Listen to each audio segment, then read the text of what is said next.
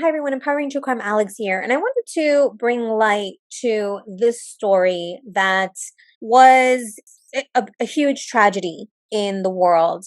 There was a migrant boat disaster middle of June, and I'll be the first to admit that this didn't get the coverage that it perhaps deserved.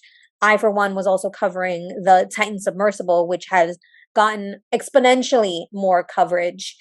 And many people in my comments were saying, hey, what about this migrant boat disaster? So I wanted to shed light on this and let's see if we can learn a little bit more about what happened here and see how we can help as a community. So this is from CBS News.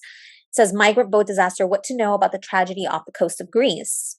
The sinking of a dangerously overcrowded fishing boat carrying hundreds of migrants near Greece's coast earlier this month has become one of the deadliest refugee tragedies in recent years, and its already horrifying death toll is expected to climb. And this was written about two and a half weeks after the disaster. So this is interesting that it's saying it's still expected to climb. While just over 100 migrants were rescued at sea, officials have recovered more than 80 bodies, and as many as 500 people, including children, are still missing and feared to be dead, according to Greek authorities and UN officials. Several men arrested by Greek officials have been accused of smuggling the African and Middle Eastern migrants on the fishing trawler. The humanitarian catastrophe has shined an international spotlight on the perilous voyage across the Mediterranean Sea that thousands of migrants undertake each month in hopes of reaching Europe, as well as the increasingly strict migration policies adopted by European countries amid mass refugee flows and intensifying migrant resentment domestically. It has also raised questions about the actions or lack thereof of Greek authorities before the boat capsized. So what happened? On June 13th, a plane administered by Frontex, the European Union's border agency, spotted a fishing boat in international waters near Greece that was heavily overcrowded and navigating at low speed, the agency said, and notified Italian and Greek officials of the sighting and the boat's location. The plane was monitoring the fishing vessel for 10 minutes before it had to return to base for refueling. Frontex offered additional aerial support to Greek authorities on June 13th, but received no response, the agency said in a statement to CBS. Frontex added that Greek officials asked the agency to instead send a drone to another migrant rescue incident further east off the coast of Crete. Video taken by the Frontex plane shows the boat was extremely overcrowded that day, with scores of migrants seen shoulder to shoulder on top of the vessel alone. The United Nations Migration Agency estimated the vessel was carrying between 400 and 750 migrants. Wow, this is a photo. The undated handout photo provided by the Hellenic Coast Guard, and Hellenic meaning from Greece, shows migrants on a boat before it capsized near the deepest part of the Mediterranean Sea off Greece, June 14, 2023. Wow. So it capsized near the deepest part of the Mediterranean Sea. The Greek Coast Guard said it asked nearby vessels to assist the fishing trawler and later dispatched its own boat after being notified of the incident. The Greek Coast Guard said one of its boats reached the location of the distressed trawler during the evening of June 13th. According to the Coast Guard, migrants on the boat rejected the assistance offer and said they wanted to continue their journey to Italy. In the early morning of June 14th, Greek Coast Guard officials said the fishing boat capsized and sank roughly 47 nautical miles from the coastal city of Pylos on the Peloponnese Peninsula. Wow, hard to say there. Greek officials have said that the boat's engine failed. The survivors who were rescued were transported to Kalamata, a city on the Greek mainland, the Coast Guard added. In a statement to CBS News, the United Nations Refugee Agency said the migrants on the boat hailed from Afghanistan, Egypt, Libya, the Palestinian territories, Pakistan, and Syria. One town in Pakistan lost an entire generation of its young men. Wow. This is awful. As of June 28th, Greek authorities have confirmed rescuing 104 survivors and recovering 82 bodies. So imagine if they're estimated to be somewhere between 400 to 750 people on board, that means that at least so far, let's say, do some rough numbers here, 250 to 500 people have been, or more, may have died. Wow. What have the survivors said? Survivors of the tragedy have told news outlets that the fishing boat was severely overcrowded. Some said the boat began to move after other vessels offered supplies and people on board fought over them. Other survivors have told news outlets that Greek authorities tried to tow the boat, which caused the vessel to move back and forth. Some of them have partially blamed Greek officials for the tragedy.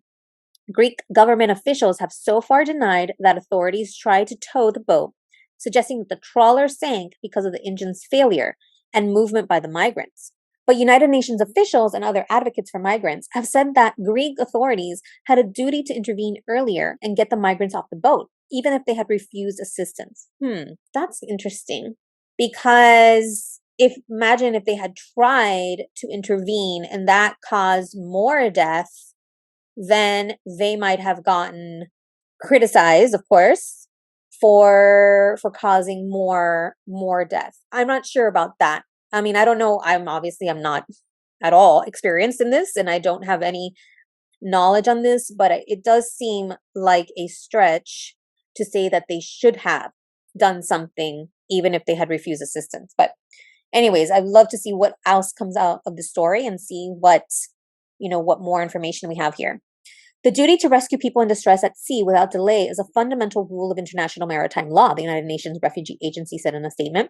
Both shipmasters and states have an obligation to render assistance to those in distress at sea, regardless of their nationality, status, or the circumstances in which they are found, including on unseaworthy vessels, and irrespective of the intentions of those on board. I mean, look, it feels like this is a catch-22, because if they don't do anything, what happens ends up happening, which is that the boat capsized, potentially because of the engine failure.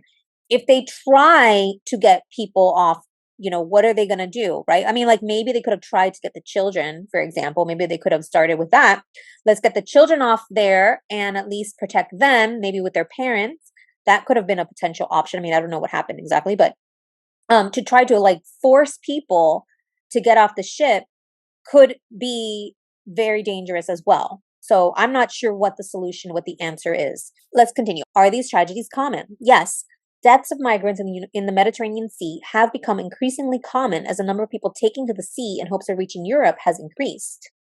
This is Syrian survivor Mohammed, 18, who was rescued with other refugees and migrants off Greece after the boat capsized, cries as he reunites with his brother Fadi, who came to meet him from Netherlands at the port of Kalamata, Greece on June 16, 2023. More than 27,000 migrants have died or disappeared in the Mediterranean Sea since 2014. Wow. According to the International Organization for Migration, United Nations Migration Agency. In the first 6 months of 2023, the agency recorded nearly 2,000 deaths and disappearances of migrants in the Mediterranean. Officials have said these figures are likely undercounted due to data collection limits. Right, of course, because, for example, if we're talking about estimates here of how many people were on the boat, you're not even sure how many deaths there are. It's really just an estimate. The majority of migrant deaths have occurred in the central Mediterranean, the sea's busiest migration corridor. Frontex, this EU border agency, recorded over 50,000 migrant detections in the central Mediterranean during the first 5 months of 2023 alone, a 160% increase from the same period in 2022. So they recorded over 50,000 migrant detections. I don't know what detections is. That 50,000 individuals or 50,000 times that people were trying to migrate? Anyway, over the past decade, individual disasters have claimed the lives of hundreds of migrants. In 2014, roughly 500 migrants died when a boat sank off the coast of Malta. What are Greece and Europe's policies toward migrants? Following the arrival of more than 1 million mostly Syrian refugees to Europe in 2015, many countries on the continent adopted more restrictive asylum and migration policies. The Greek government, which has complained of shouldering a disproportionate burden of refugee flows due to Greece's position in the Mediterranean and proximity to Asia, has long been accused by human rights officials of mistreating migrants and breaching international law. Reports have documented instances of Greek officials abandoning asylum seekers, including women and children, at sea in violation of international refugee law and EU policy. Wow. Oh, okay, so that's it.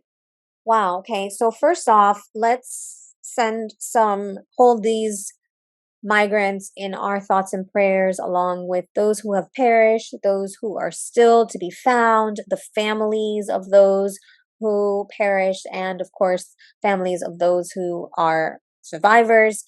And let's just hold all of them in our thoughts and prayers. Another sad tragedy at sea. And this did pull at my heartstrings. This is sort of close to home for me, although my family did not leave Cuba on rafts or boats. They are they are known as refugees from Cuba and from 60 years ago. And so I know that many people who have left Cuba have died on rafts and boats and or were never found. And so, this is definitely sad, sad tragedy. I feel and I admire those who leave their country in search of a better opportunity. And also with that comes this immense risk.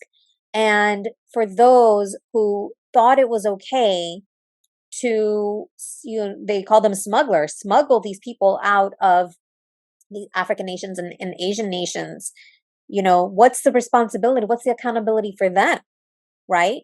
Because these individuals, the people who are on board, they just want a better life. They don't necessarily know any better. And what's the accountability of those smuggling those, these people to Europe or to wherever the destination is? So it's an incredibly complex situation. I understand that, and there's still details and information emerging from this, but let's just continue to hold them in our thoughts and prayers. Let me know your thoughts in the comments. If you learned something new today, I'd appreciate if you hit the thumbs up, and I'd appreciate if you subscribe to my channel. And although I don't usually cover this type of story, it definitely still falls within what I cover, which is being a voice for missing persons, survivors, and the voiceless. And so join the Empowering Fam so that we can shine more light on stories such as this. And with that, stay safe, stay thriving, always follow your intuition, and remember to keep it empowering. Bye for now. Don't forget to like, subscribe, and hit the bell button for notifications. Thank you.